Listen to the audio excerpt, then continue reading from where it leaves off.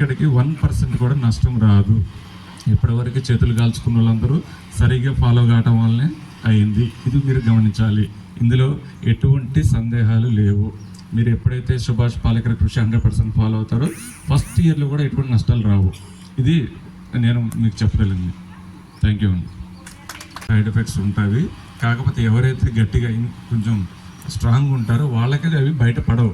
ఏమంటారంటే same tablet ఇద్దరు వేసుకున్నారుగా, ఒకటికి సైడ్ ఎఫెక్ట్లు వచ్చిన ఇంకోటి రాలేదంటారు. అది కాదండి, మన బాడీ దాని మీద రియాక్ట్ అయ్యేదాన్ని బట్టి ఉంటుంది.